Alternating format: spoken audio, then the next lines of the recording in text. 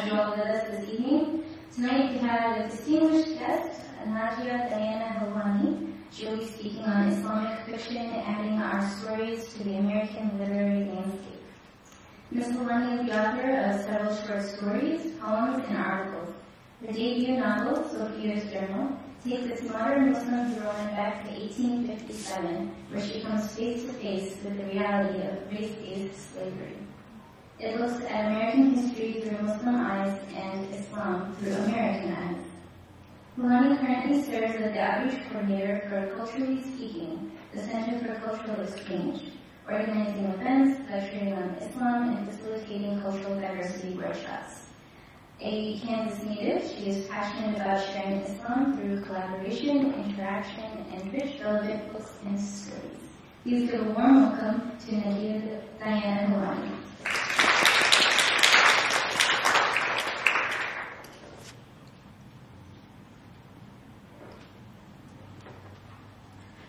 Thank you. Assalamu alaikum. I'm so glad to be here. I do have a question though. Does the camera follow people around? Because I prefer not to stand behind a podium. Yes, we can. Is it difficult? It's okay. You move a lot or like? No, just like back and forth here. Yeah, Okay. Okay. Wallahi, assalamu alaikum. Thank you so much for having me. I wanted to be much smoother than this. Oh, this one's good. Okay. This one better? That's for camera. This is for audience. Okay. So you have to Okay. carry it. Please take another few bites. Maybe just a second.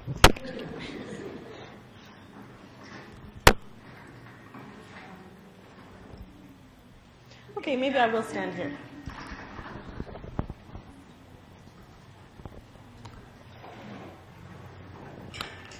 I'm sorry. Can I turn this off while I...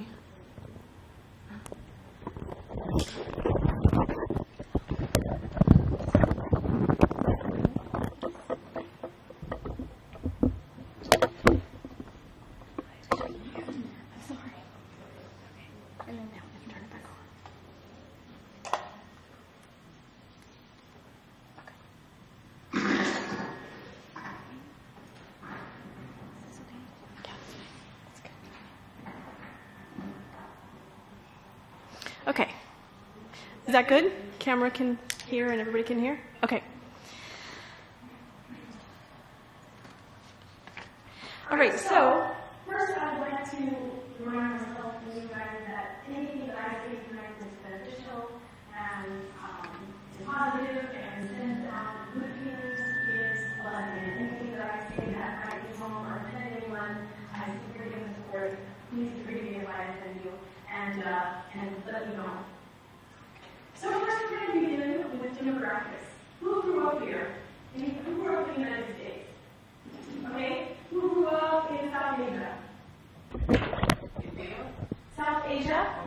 Okay. How about Europe? Okay. And the Middle East? And North Africa. The Middle East and North Africa. And who did I forget? Okay, great. I got everybody in the room. Okay. Okay, great. So we kind of have a smattering. That's good. And we're going to start with a literary quiz. So I'm going to show you some pictures. I want you to tell me who they are.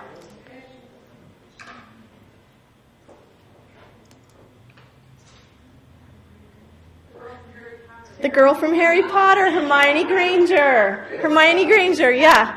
So tell me, what kind of emotions do you feel when you look at Hermione Granger? She brings up a whole host of information about the series of Harry Potter and about the state of pop culture.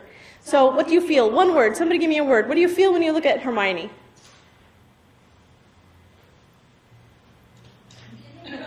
She's a hero. Okay, good. She's a hero. And she's a hero because she saves tall people by bounding in a single bound over buildings. Why is she a hero? Nice, because she's intelligent. Okay, I don't know if you can see this well, but this is a lion and a fox. Anybody from South Asia or the Middle East can tell me what this picture is from? Yes, it is a Persian miniature of the literary classic Khalil and Dimna. Khalil and Dimna, yeah, exactly. So when you think of those things, what comes to your mind?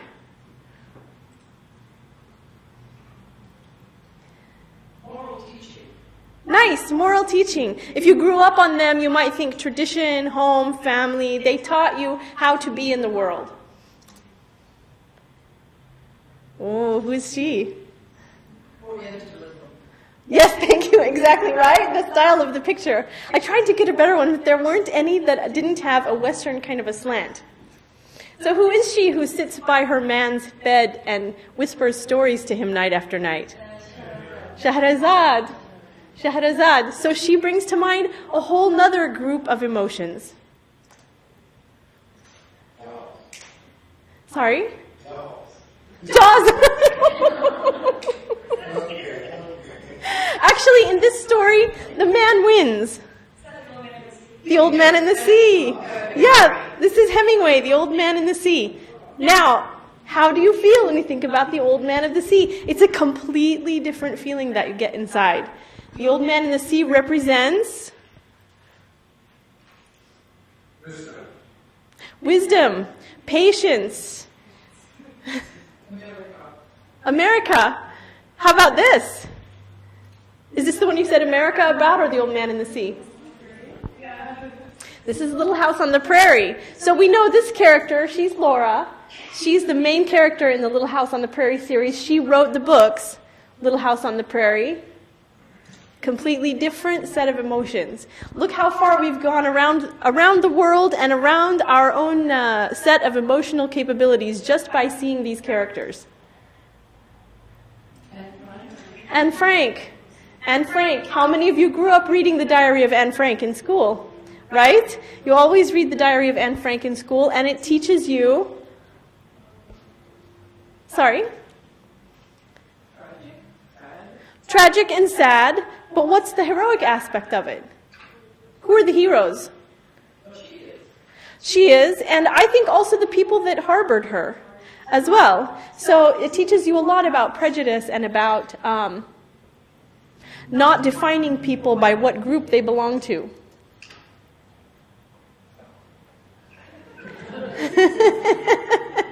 We all know these guys, right?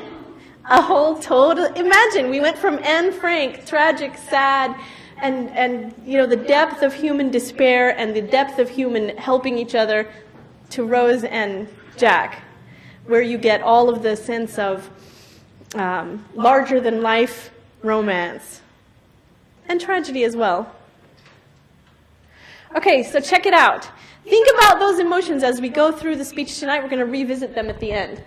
7 books per year, per person, are checked out in the United States. So the kind of reading for pleasure that in some cultures is not...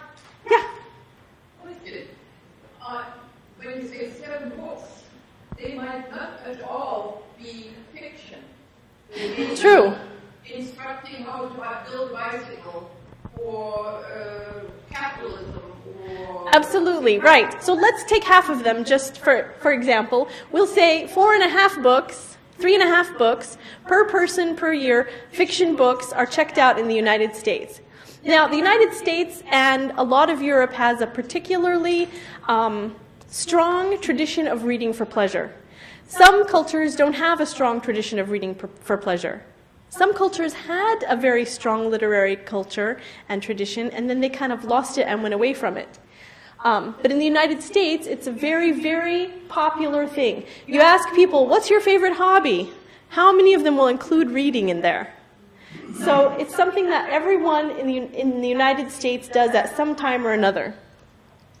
Plus, you have to read in school whether you like it or not. They have summer library programs for kids. Check it out. 3 times more people go to the library each year than go to the movies. So while both of these are a form of literature, Movies often take books and put them into film form. People go to the library, whether it's academics, whether it's pleasure, whether it's they're taking their children. Libraries are a place that's frequented and a place that people have an emotional attachment to. Now, we get down to the specifics. When you go to the library, how many of you have looked up in your library Muslim books or Muslim fiction or Islamic fiction? Yeah, what'd you find?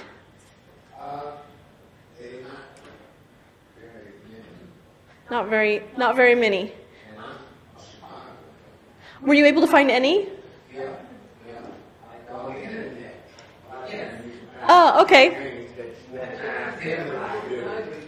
Oh, you wouldn't go to the library, go to the internet, and you'd find a plethora more. Yeah. Okay. Right, exactly. So this remember this point. She just made a great point that there are Islamic fiction books available. They just aren't necessarily in the libraries. Okay. So I did a search of actually the Chicago Public Library system. If you type in just the words Jewish fiction, you get 1,659 responses. I'm going to give you the top 5. Jewish, yeah, the Holocaust is in there, of course. You know, we can't live without it. But Jewish women, fiction writers, these are in no particular order. Jewish women fiction writers, okay? So we're talking about a celebration of women who have written short stories and women who are famous in the Jewish community for having written fiction. The Chosen is a novel about young men growing up. I think it's in New York. And it was written earlier, like maybe in the 60s. Here we go. Here's the Holocaust. Day After Night, a story of the Holocaust. This is actually was the #1, and it's an academic publication, Jewish American fiction from 1917 to 1987. So you can see the rich history. Of course, Jewish literature goes back thousands of years, like 2,000, 3,000 years. They have a very rich history of stories and tradition. But this is studying specifically modern Jewish fiction. And this is imagining the child in modern Jewish fiction, also an academic work about Jewish fiction. So these are just the top 5, and you can see that there's a smattering. Some are academic, some are celebratory, and some are novels. What's this number? This is Christian fiction. 4,767 hits in the Chicago Public Library system for Christian fiction, which, by the way, is an enormous and blossoming market. There are stores, full bookstores dedicated to it. There are all kinds of groups online. Small publishers that do Christian fiction. So it's the up-and-coming thing. Well, it's the dominant culture. Yeah, of course. Yeah. And now they have something that's called bonnet fiction. Have you heard of it? It's Christian fiction specifically about Amish culture. So there's a new movie coming out that's being made of a book by Beverly Lewis called The Shunning. That was like the first big popular book in bonnet fiction. This was the first hit. It's just about how to read Christian fiction. This woman has a couple of books that are in this, so she must be one of the very popular because she has 2 books in the top 5.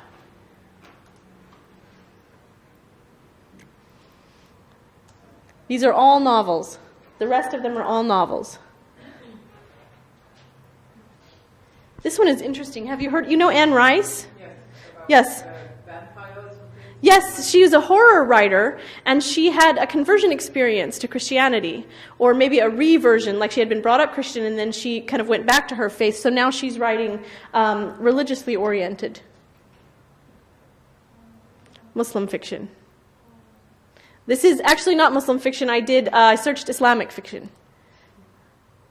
Now, check out the difference. This book is called Third World Women and Feminism. Has nothing to do with Muslims specifically. It's not written by a Muslim. This book is called In the Name of God, and it's about a girl who decides to practice her faith very devoutly and is portrayed in the novel as an extremist. Ah, yes. Jamila, what's her name? Yeah, I don't know. I have the book. You have it too? Yeah. Have you read it? Yes. And how did you find It's it? not fiction. It is biography. This particular one? Yes. I know there are a lot of ones like that. There is another book which is written by an American. It is called The Convert, I think. It is also about that. About the same theme? Jamila. About Jamila. Yeah. Oh, okay. Okay. Yeah, good. Thank you for letting me know that. So I can, I'll look further into that, and then we'll go on to the next, whatever the next hit is. This one is about the Left Behind series. Have you heard about the Left Behind series? Yes, it's a Christian fiction phenomenon. There are many of these books. There are a series of them. And this book it's like the second hit for Islamic fiction, and because it explains, the revelation and the prophecies that are behind this book series. And a lot of it has to do with Islam. So this is one of the hits. Yeah? I have had a problem. Borders doesn't exist anymore, but when I used to go to Borders and looked at their Islamic bookshelf, I always said you need an anti-Islamic bookshelf. You should not put this and this, because you would not put this particular book, like, let me say, of the Elders of Zion. I can't think the entire title. Yeah, the Protocols of the Elders of Zion. It's anti-Jewish. Amen, sister. You should start a movement. That's really, really true. There should be two separate sections, anti-Islam and Islamic. And I'm Absolutely. feeling that the anti-Islamic shelf would be possibly bigger than the Islamic one. Yeah, it may fall under its own weight. Okay, now mind you, these are the top 5 hits in the Chicago Public Library system for Islamic fiction. This is called Gideon's Corpse. It's about an Islamic extremist who worked at a nuclear something or other, and then he becomes a spy, and then he dies, and then his corpse's radiation is radioactive, and blah. It's a thriller. Of course, not written by a Muslim. Thank God for Randa. This is the only actual Islamic fiction book that comes up when you enter Islamic fiction in the Chicago Public Library system. So you can see that the situation is kind of dire. Like you said, if you go online and you really search for it, you can find it. But what if you're just Joe Blow, American, and you're at your library and you look up something like that, or even you're just walking the aisles? What are you likely to see? You're likely to see things that treat Islam as fodder for spy novels. A lot of them are spy novels, or things that are anti-Islam.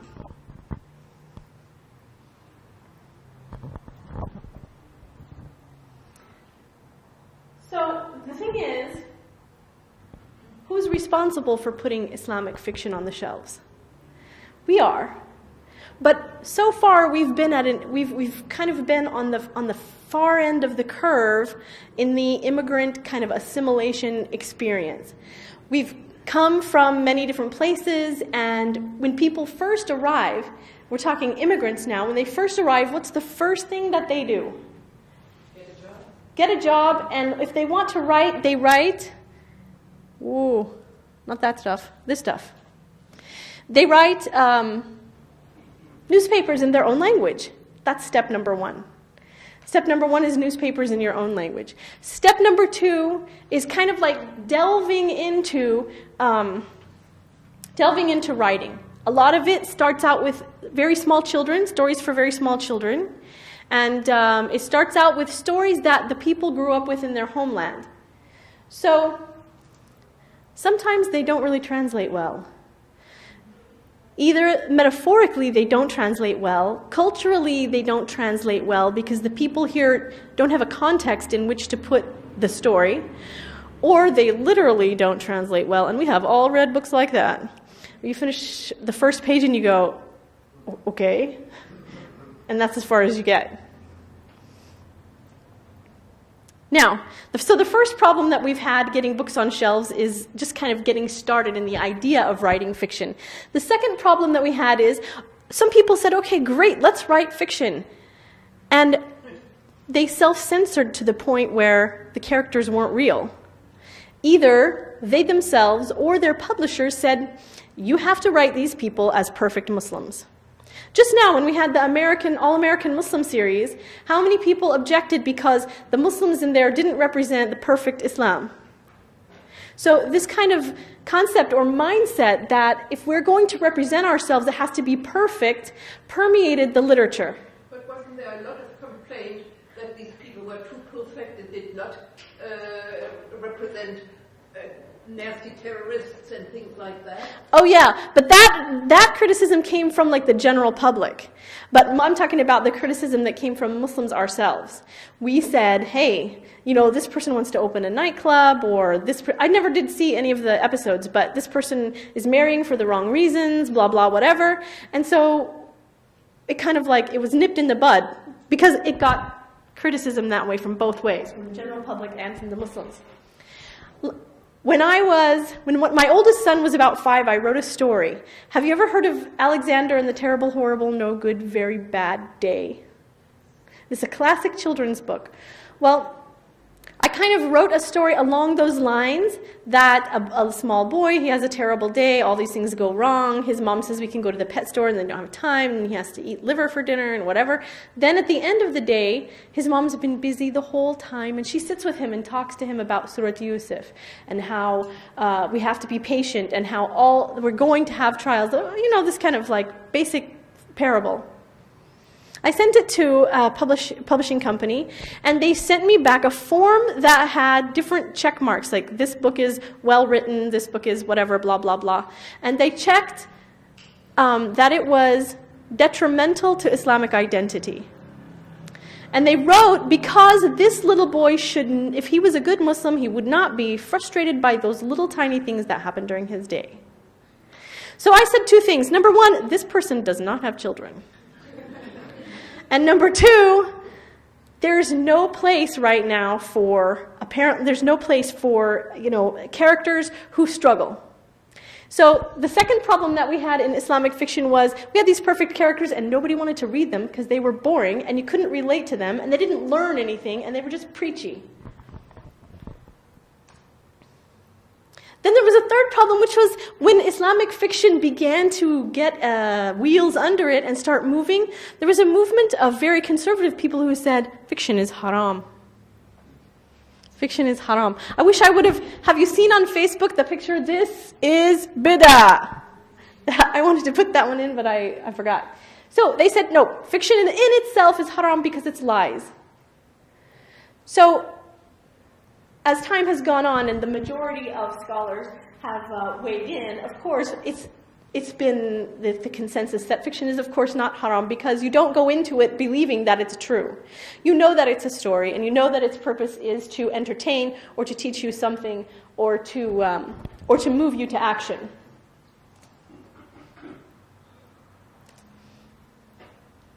And of course not that we want to equate writing fiction with anything that would be in the Quran or even in the Deen in any way, shape, or form. Allah even says that Allah disdains not to use the similitude of things, lower as well as higher, which means that in the Quran there are lots of stories. And the stories teach us. The fairest of stories. It's even called the fairest of stories, the story of Prophet Yusuf. The people in the cave. How many stories about Prophet Musa, about the Red Sea, about the burning bush. All of those things are things that speak to our human experience. Prophet Sulaiman and Hudhud, the story of Maryam and Isa, told in so many places in the Quran. And there are also teaching stories. Now, there are some people who believe that you shouldn't use teaching stories, but most Muslims, traditional Muslims, believe that as long as you say, this is a teaching story, it's perfectly fine, and what better way to get points across. There's a story about a man who went out and he had a neighboring village, and the neighboring village worshipped a tree. So one morning he woke up and he went out with his axe. And he said, I'm going to chop down that tree for the sake of Allah. And when he went, he met a man on the way, and the man attacked him. And he whipped that man soundly. It did take him 3 seconds to flip him over and have him straight on his back. And he was about to go in for the kill, and the man said, "I'll offer you a gold coin every morning to go back home and don't chop that tree down. I will give you every morning. You will wake up, you will find under your pillow a gold coin. All you have to do is go back home. Don't cut that tree down." The man said, okay, he took the deal. So he went home, and for many, many days, for months, he woke up every day, he had a gold coin. He got richer and richer and richer, and he was very happy with his life. Never thought much about that tree anymore again. Until one day he woke up and the coin wasn't there. So then he was mad. What the heck? Our deal was for the rest of my life. So he said, you know what? If he's going to renege on his part of the deal, I'm going to renege on my part of the deal. He took his axe, headed out, and went over to chop down that tree. Who's waiting in the path? The man. And this time, he struggled and struggled and struggled, and at no point could he whip the man. At no point could he even get the upper hand. And when he was laying on his back and the man had his knife above him, he said, I am Shaitan. When you came and beat me before, you came for the sake of Allah to chop down that tree. Now you're coming for the sake of the coin. Now, I have goosebumps. Would you have goosebumps if I just told you you have to do things with a pure intention? Stories speak to our heart in a way that information can't. And that's why Allah used stories, and that's why we use stories. And that's why we have to get our stories on those library shelves. Because we have to speak to the hearts of the people who all they see is the anti-Islam section of the world. They see it on TV, they see it in the libraries, that's all they know. Either that or they have a total void in their brain, they know nothing about Islam. Their hearts are waiting for us to write stories that will speak to them. And it's being done. Like you said, there's so many things available. These are just some examples. This is Hillary Clinton, the woman who edited I Speak for Myself, which is a series of essays by Muslim women, presenting her book to Hillary Clinton. This woman's name is Linda Delgado. She lives in Arizona, and she is a retired sheriff's officer. When she retired, she got a windfall of $150,000. And she used it to start her own publishing company, Muslim Writers Publishing. And my book is published by her company. So she's got 26 books out there, 26 books that are written by Muslims. Some of them are men, some of them are women, some of the books are poetry, some of them are cookbooks, but a lot of them are fiction. There's a girl named Nancy Biddle who has a TV show on, internet show on Facebook called I Love Islamic Fiction. She interviews Muslim authors. So there's all kinds of activity that's going on out there, but it's still kind of insular. We haven't made that marketing, that kind of pop culture step into the larger world. And stories are the only thing that's going to get it there. How do we remember ancient cultures? How do we know about the people who lived in France in the caves? How do we know about King Arthur? How do we know about Khalil and Dimna? How do we know these things? How do we know about the cultures that preceded us? We know most of what we know by what they left, what they wrote. Now, you can walk down the street and you can be giving out charity all the way, and you can be wearing hijab and niqab and everything, and that's going to influence, the couple of people who see you. But it's not going to influence anyone beyond them. And it's not going to tell anyone how you feel about your deen. It's not going to tell anyone how you relate to Islam, or why you find joy in Islam, why they should look into Islam. The only thing that can do that is contact. And since you can't personally contact everyone, writing is a great way to get the message out there.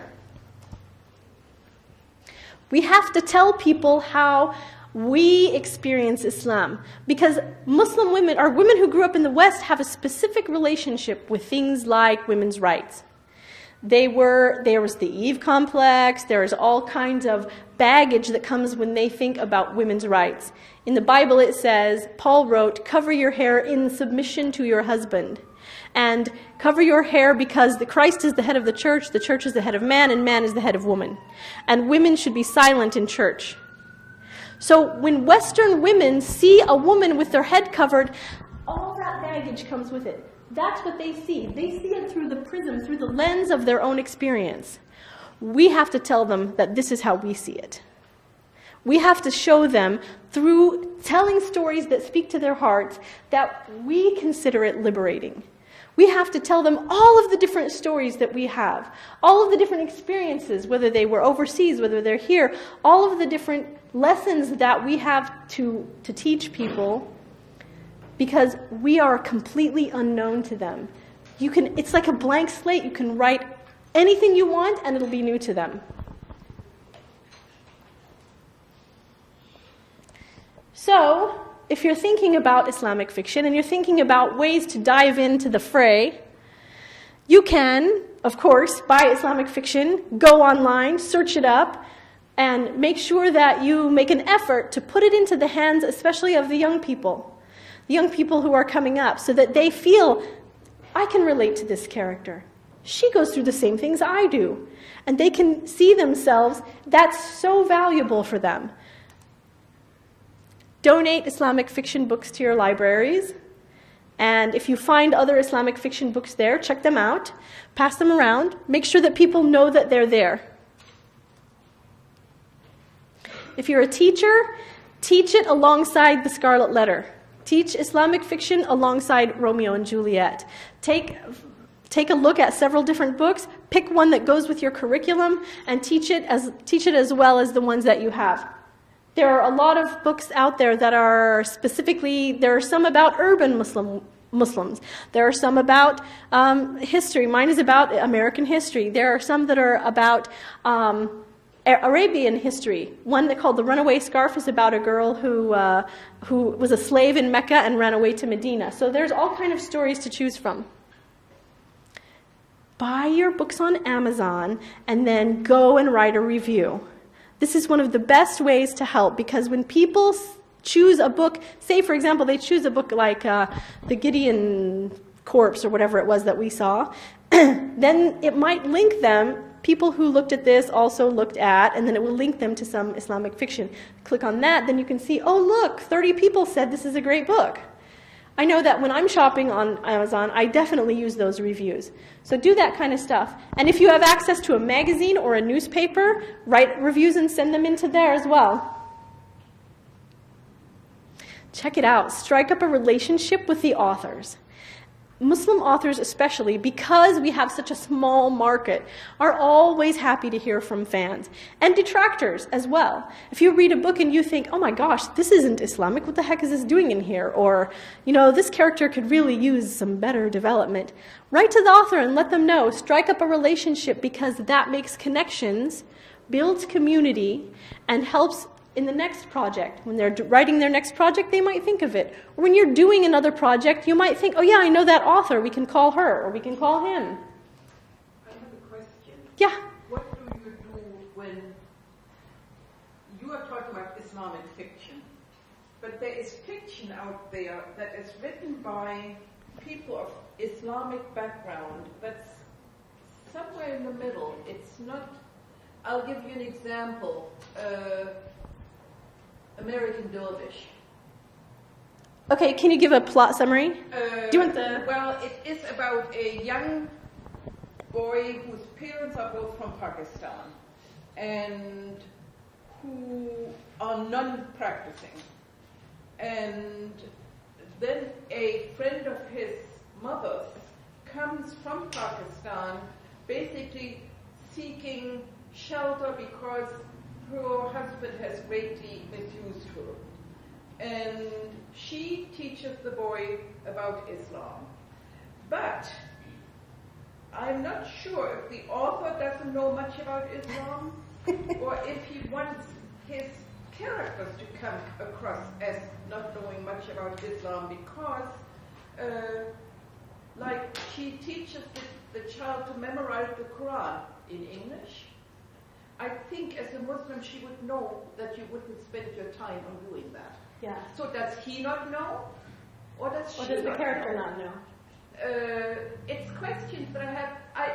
As you can see, I do read a lot of. I don't know if it's Islamic fiction. It sounds like you read a lot, period. You're just well read. So what do I felt like writing the author and asking him, do you not know? Or he just also had a play at the American Actor Theater called Disgrace, in which the main protagonist talks about the Quran making people stone women and allowing husbands to beat their wives up. Well, what is his purpose in the first place? His purpose is to make money. And he's probably making a lot. He's a good writer. Yeah. But I think he's not a good Muslim. So on what shelf do I put that? Well, Anti-Islam. the circular file. I think, well, two things. You're right that you should definitely don't let yourself get complacent and not do it. Write to him. Why not? Bring these things up to him. It's just a correspondence. It's an exchange of ideas. And authors appreciate it. I would appreciate it. And I think other authors, why not? It's definitely, get it going. Just get it going. And if you can, write a review about it on Amazon. Write a review about it in your local paper. Get involved and let people know that these things don't really represent Islam. We could have had a whole nother slide and a whole nother talk about this subject of books that are presented as books about Islam that really aren't, or that portray Islam in a questionable way or in a negative way. And look at how many there are. Look at how many of the ones that we hit. So that's why it's so important to use our voices, to get our stories out there, to make sure that we overwhelm those with books that are more solidly based in Islam. Or the characters are more solid, which doesn't mean they don't have problems. My character has a total crisis of faith. But it means that you're not putting things in there that are Islamically questionable. Now, there's also something called the Islamic fiction seal. My book has it. You can take a look. It's on the back. And this is a seal that means that this book does not contain any haram content and it does not contain anything inappropriate, and that is Islamically sound. Which doesn't mean that it's one madhab or the other madhab. It just means that it doesn't say, for example, stone your women and beat them. Yeah?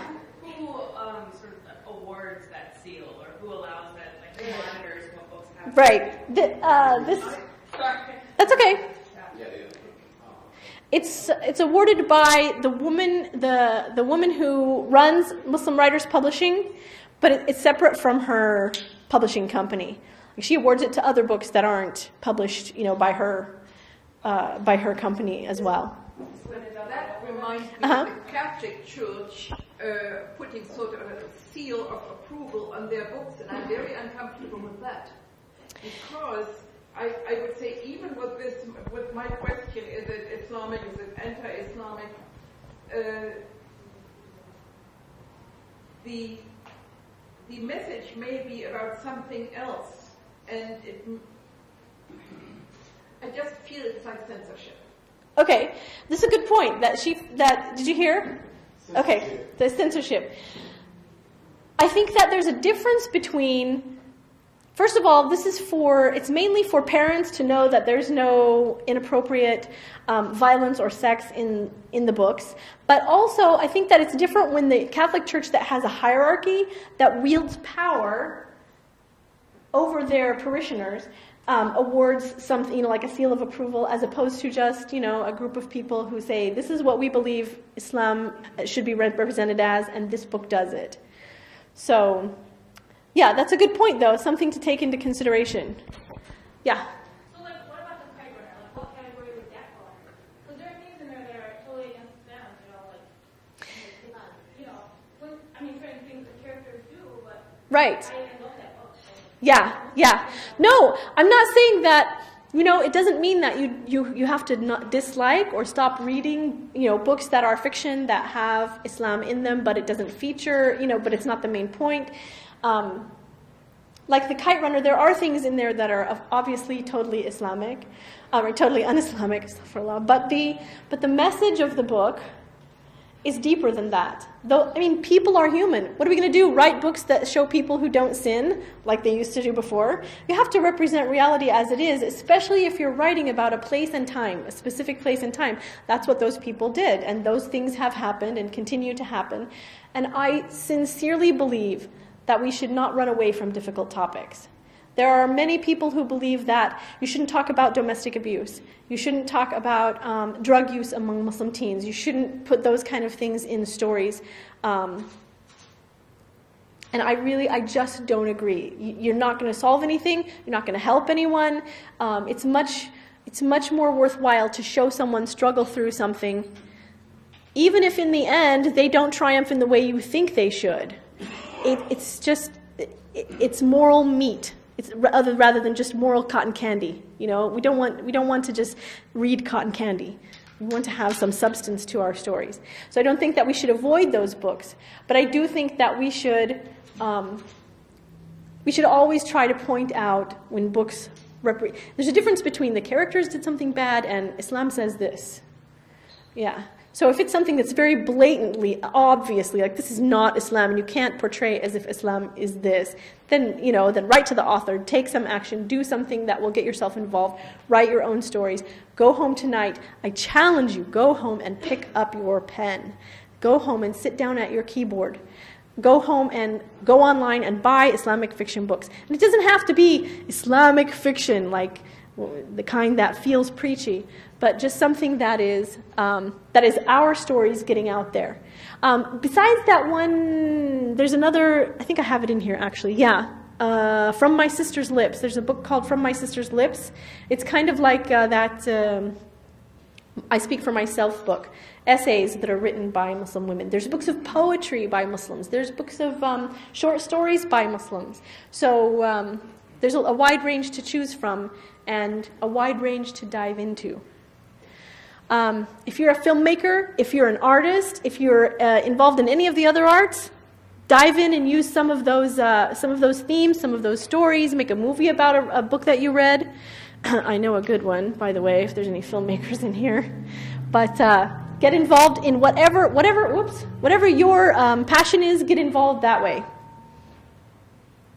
so that the next time I come to speak, you know who that is. And she represents an emotion to you. This is the main character in a book called The Size of a Mustard Seed. You know who this is. And it represents emotion to you. And it represents lessons that you've learned. This character is named Joshua. He is the main character in a 5-book series called the Echo series, by a writer named Jamila Kolokotronis. A 5-book series, it's a family saga. Did you know? Did you know there was books written about Muslim people, family saga? This guy converts when he's 23 and he had a terrible past, and the first book is how he has to deal with his past. And so that the next time I come, you definitely know who she is. This is Sophia and Abby, the 2 main characters in my book. So, take Islamic fiction, whatever brand, whatever madhab, whatever experiences you've had, just in this room. How many people are we? 50? Imagine all of the diversity of experience that we've had in relation to our faith. All of the diversity of experience that we've had with different people, with encountering people, encountering Americans, encountering people from back home. There's issues of arranged marriage. There's issues of assimilating or being insular. There are all kinds of issues. Issues as to how you should wear your hijab. Should you wear hijab? When should you put it on? It's a bottomless, not a pit, I don't want to say a pit, it's a bottomless tree of topics that we can write about and think about and read about. So, get involved, and by the next time I come, I want everybody to know who Sophia is. Thank you. Any other questions or? Now open up for questions. We did a nice job of questioning as we went. That was good. I like that style. Yeah. My community is called Mosque Cares, and like I said earlier, I'm a senior, and I was born in Chicago. People in my community are mostly African Americans from the ghetto, and I understand what you're saying.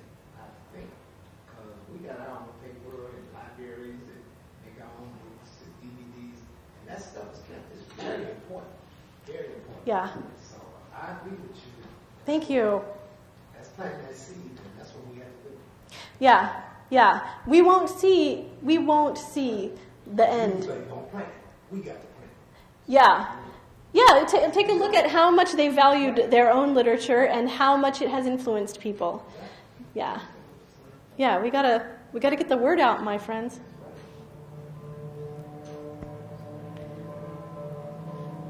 If you are interested in buying some, yeah. I just want to comment on this fiction is haram and Islamic.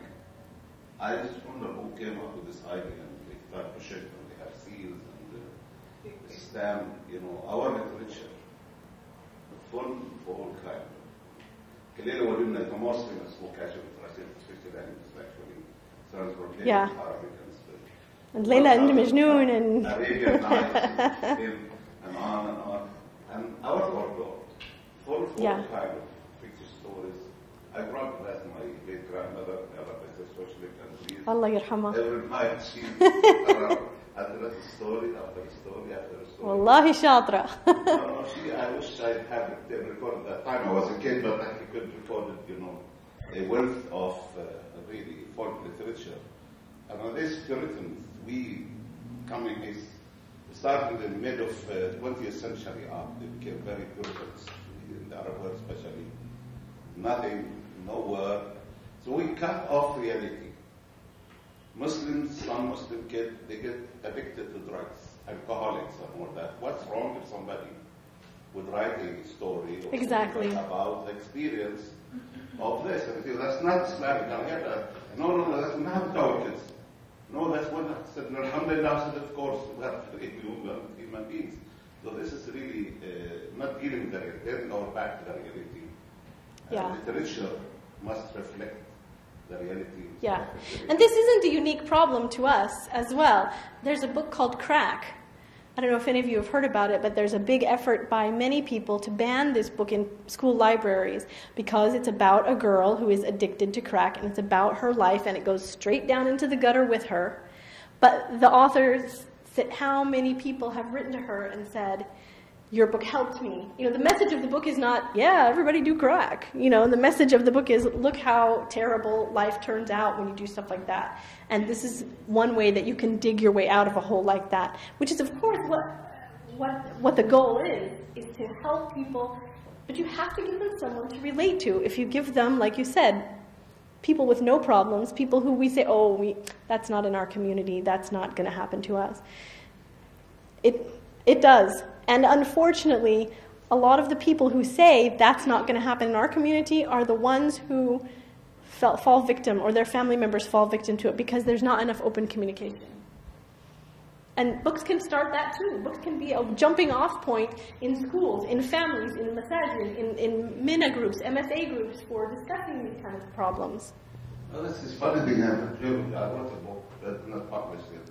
A story about Sayyidina Ibrahim and moving to the Holy Land. I used my son as a character because I took him with me home.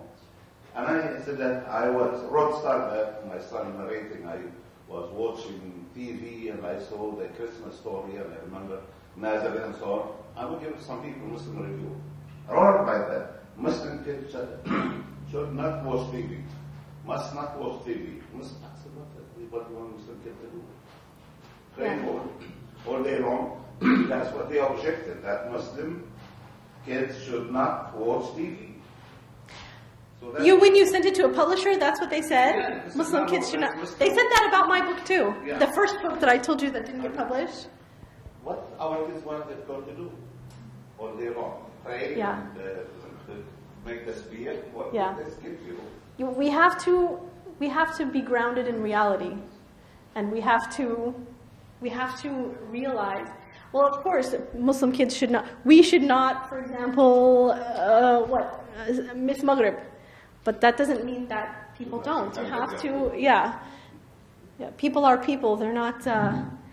I'm sorry. I'm going to go to her and then come back. Okay? Is that okay?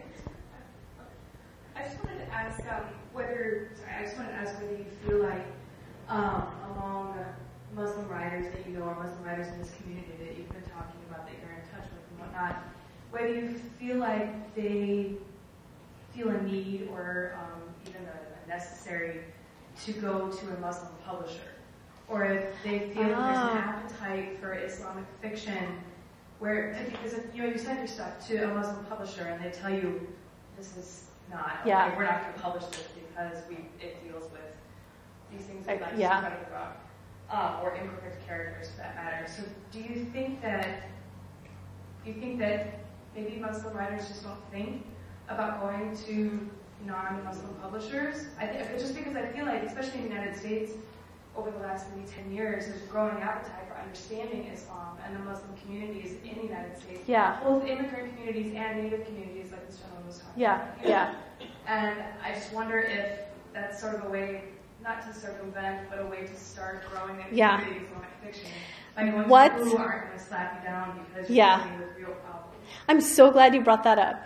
I think from my own experience and from the experience of people that I know, it's much more difficult if you're going to break into the larger mainstream publishing. You have to have an agent.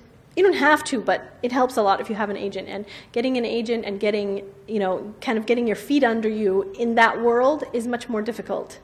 Just getting published at all is difficult. Right, just getting published at all. So I think that most authors see Islamic fiction as kind of a toe in the door.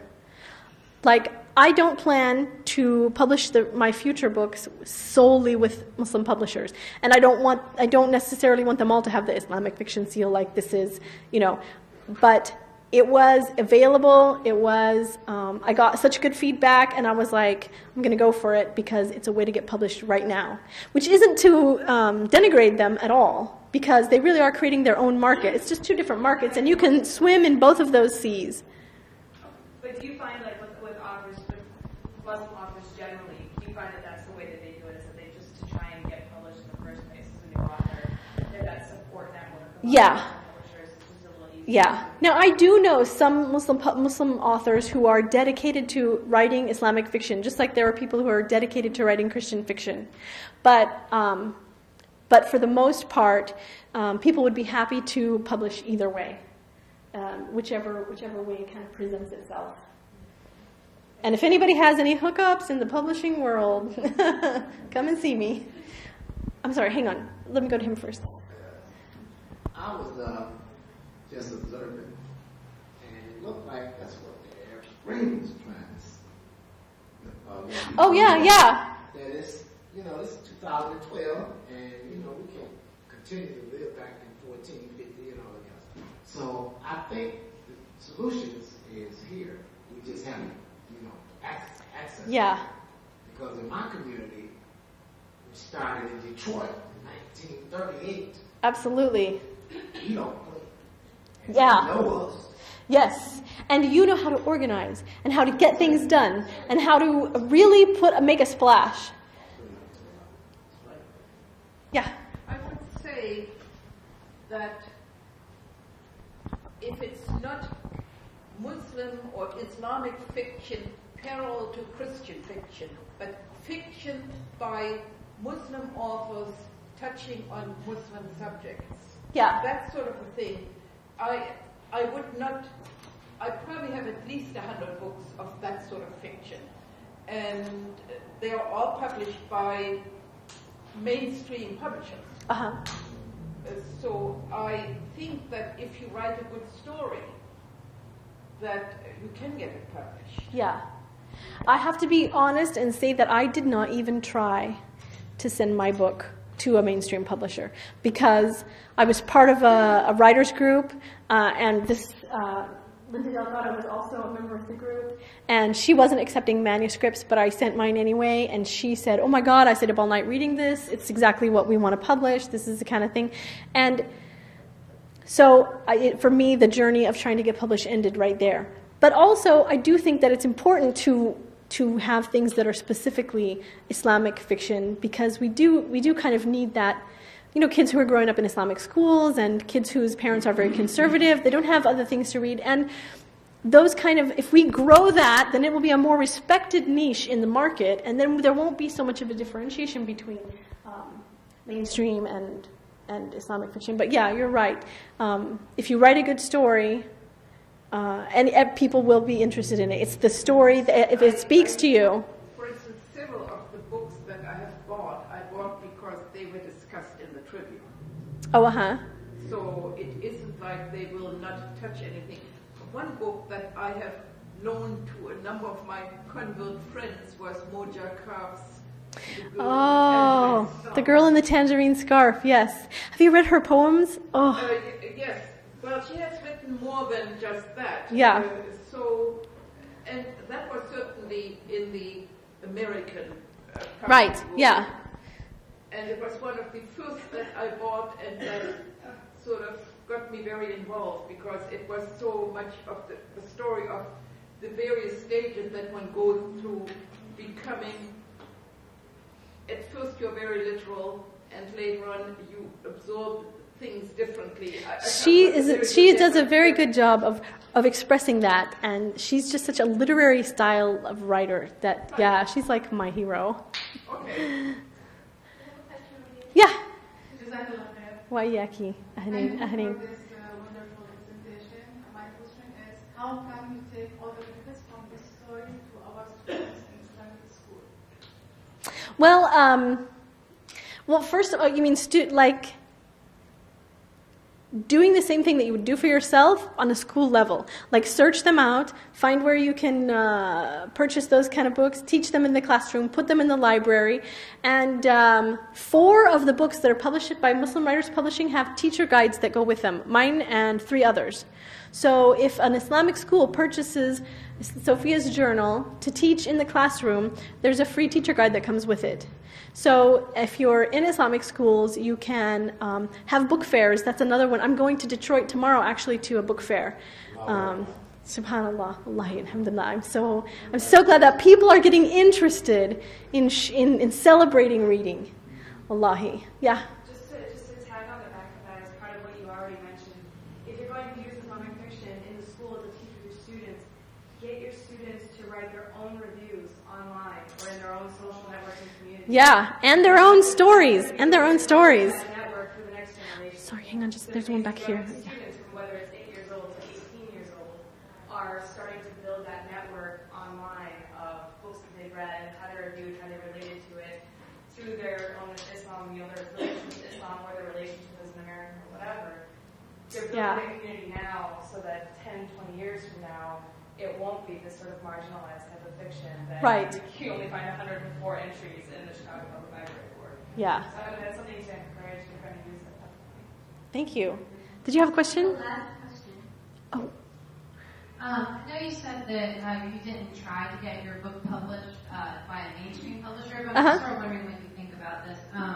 Like, if you were going to try to get something published by a mainstream publisher, would you feel inhibited in your writing from having to appeal to a commercial audience that, for the most part, is non-Muslim? Like, would that change what you wrote? Would it make it more difficult for you to write, create your art? I think it frees you, actually, because when I was writing my, that's one of the things that is very difficult when you sit down to start to write something that is considered Muslim fiction or fiction from a Muslim. Who's your audience? Is your audience the broad general public? Is your audience just Muslims? Is your audience young Muslims? Is your audience... And I wrote my book with both audiences in mind, young people who are not Muslim and young people who are Muslim. So a lot of my revision was going back and thinking, how would this read if I were not Muslim? How would this read if I'm in an Islamic school? And kind of balancing the presentation. So it was very, very difficult.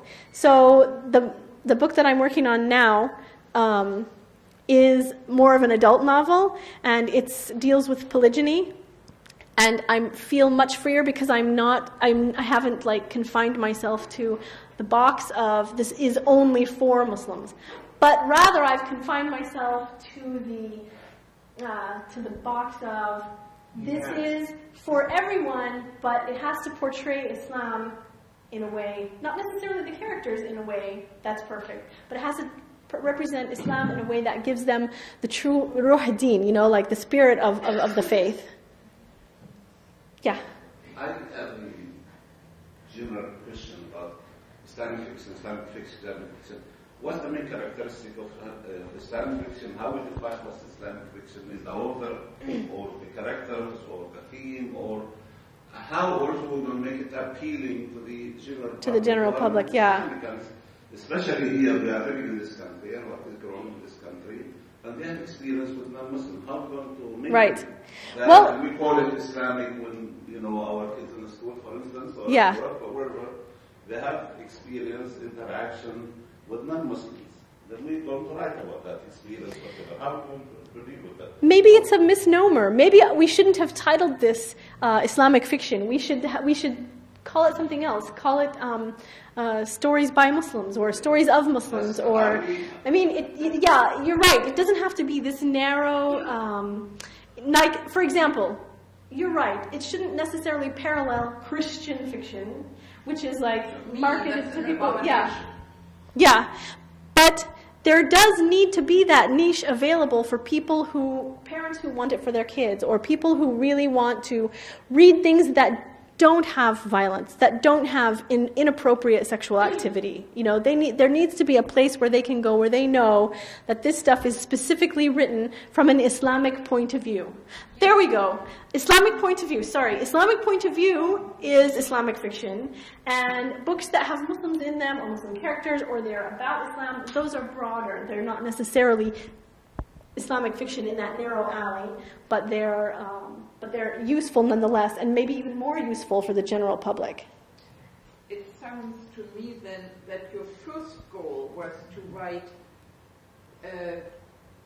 Muslim entertainment for children. Yeah, for young people, yeah. Because that's a great difference. Mr. Mickey Mouse, so that was Mr. Mickey Mouse. No. Oh, no. No, how about Muslim, like, look at all of the popularity of the American Girl series and the Little House on the Prairie.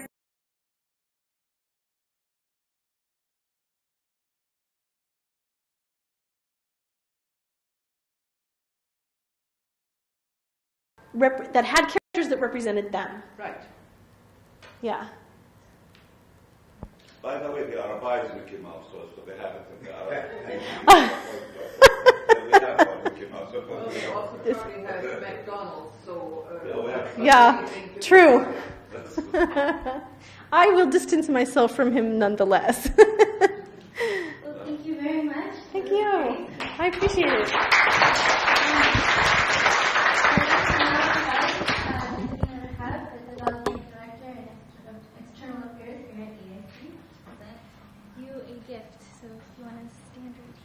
Oh. Yes. Hi. Nice to meet you. This is a small token of our appreciation. This is Ebru. It's a Turkish form of water marbling. I watched it online. I watched it. You know, they have it on YouTube. They have from AIC lessons on. They have showing how the guy how to do it. Right. So awesome. Thank you so much. Wallah jazakallah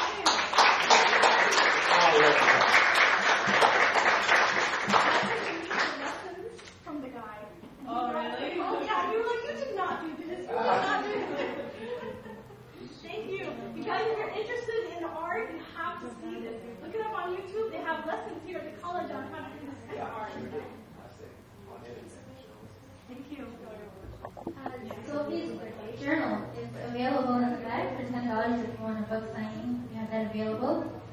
Also, we have our next lecture series next Wednesday. Wednesday, Dr. Najiyah Diana will be speaking on scientific and spiritual perspectives on success and happiness. Following that, we also have a lecture with Anya Cordell. She is the winner of the Spirit of the Anne Frank Award, and she'll be speaking on empiricism, anti-Semitism, Islamophobia, and all different kinds of racism. So please do join us for that. Finally, March 30th, we have a concert coming up that will be free. We're partnering with the Israel Foundation. Tickets are $10. See Najiyah Helwani for more details. What kind of music is that? It's like which folk? It's